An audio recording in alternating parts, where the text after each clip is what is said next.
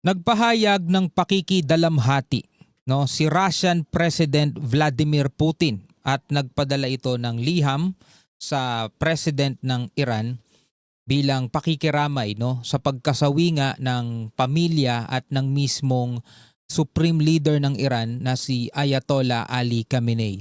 At tinawag niya itong cynical murder. Pag-usapan natin to mga kapatid, samahan ninyo ako. I'm just a young nigga chillin' on it. First time I seen ice was a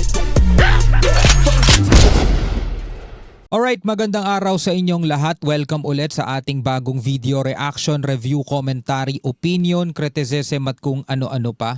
Disclaimer lang kasi mga kapatid, every time na nagsasagawa tayo ng mga reaction video tulad nito, tila baga ako ang nag-iimbento ng balita at ako ang gumagawa ng balita.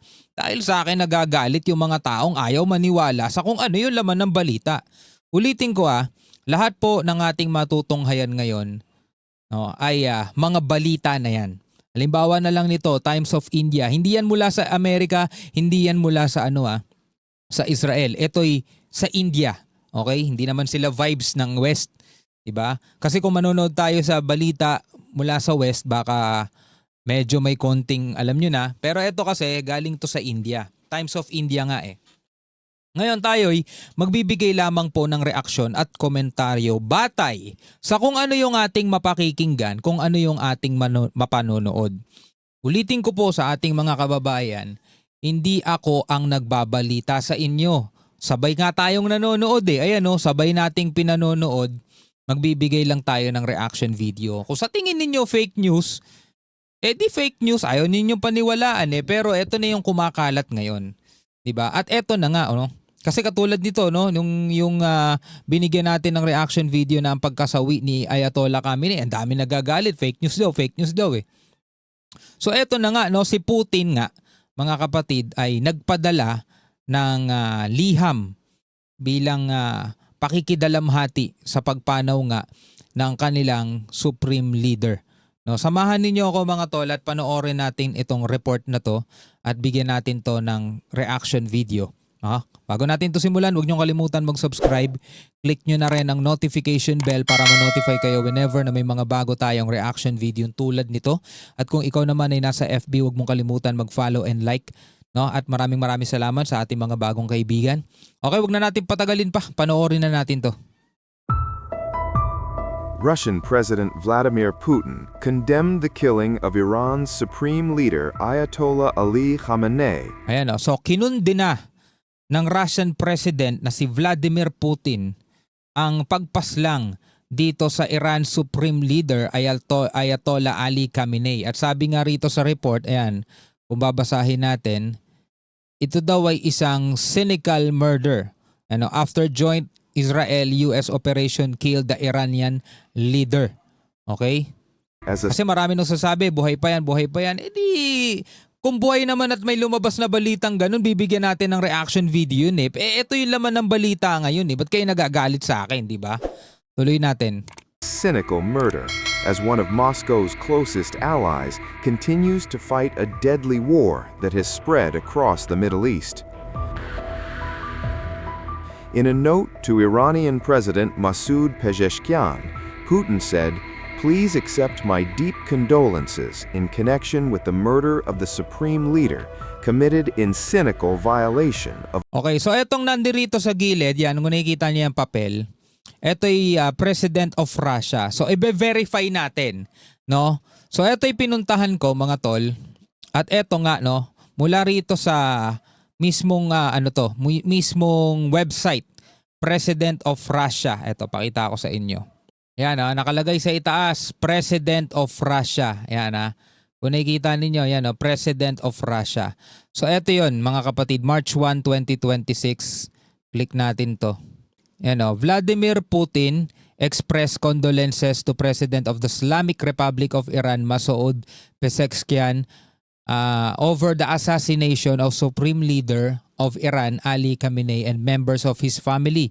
Kasi nga nabalita kasama daw doon yung kanyang anak, daughter, son-in-law, at saka yung grandchild, pati apo mga kapatid nadamay. Grabe.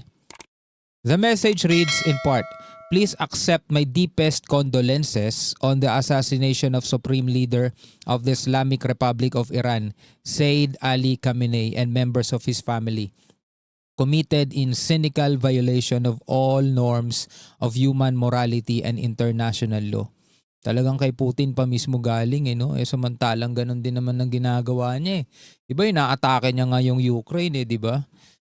In our country, Grand Ayatollah Khamenei will be remembered as an outstanding statesman who made an enormous personal contribution to the development of friendly ties between Russia and Iran and to raising them to the level of a comprehensive strategic partnership. Please convey my most sincere sympathy and support to the family and friends of the Supreme Leader as well as to the leadership and to the entire people of Iran. Actually mga tol, bukod kay Khamenei, ayon dito sa report mga tol, asan ba yun? Eto, mula rito sa Billionario News Channel, courtesy sa kanila. Yan, kung makikita ninyo mga tol, ilan ito sa mga na-eliminate na, sabing ganon, Iranian military official reportedly, lakihan nga natin. Iranian military officials reportedly killed in US-Israel strikes, Operation Epic Fury, launched on February 28, 2026, marked a coordinated joint air campaign by the United States and Israel targeting Iran's nuclear missile and command infrastructure including senior regime figures. Ulitin ko mga kapatid, hindi sa akin galing yan. Dito yan galing sa Billionario News Channel. At eto na nga yung mga opisyal ng Iran na sinasabi rito, Operation Epic Fury, Iranian leaders eliminated. So meron dito dalawa, walang picture. Pero alam ko eto inadagdagan kasi merong post si Donald Trump. Ayan, breaking, 7 hours ago pa lang to. The temporarily acting Supreme Leader of Iran.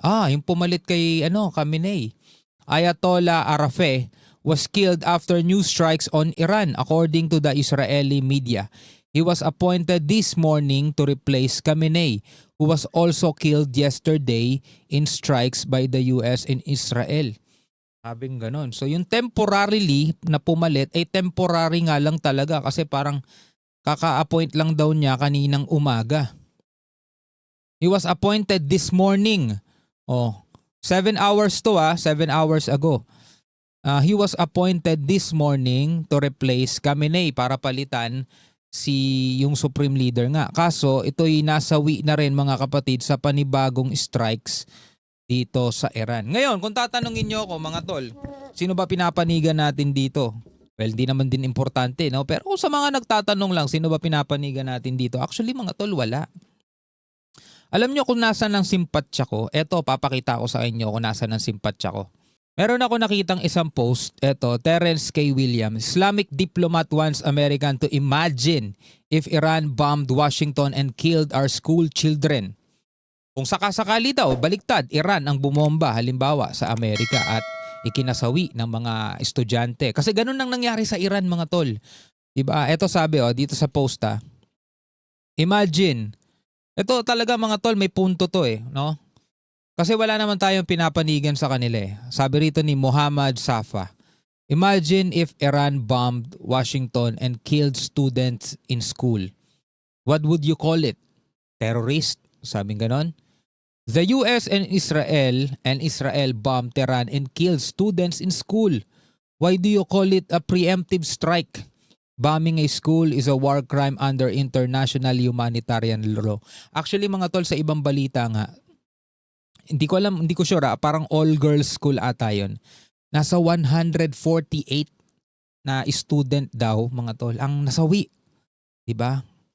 Biruin mo yung mga estudyante na yun. Sabi nga rito sa Pilipinas, diba? Estudyante, pag-asa ng bayan. Mga kabataan, pag-asa ng bayan. Kaso dahil nga sa hindi nagkasundo sa negosasyon yung kanilang mga leader, inunahan na ng Israel saka ng Amerika, umatake na rito sa Iran at isa nga sa mga unang tinamaan, etong isang eskwelahan. Civilian mga tol, mga civilian. Diba?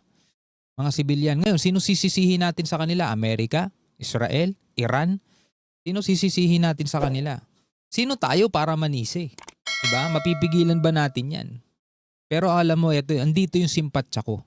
Diba? Dito sa mga walang kamuwang-muwang na mga mag-aaral. Kawawa mga kapatid, no? Kawawa sila. Ay nako.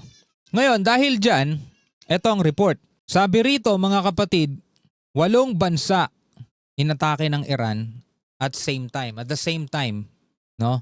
Dahil nga ito'y bilang ganti ng Iran sa pag-atake sa kanila.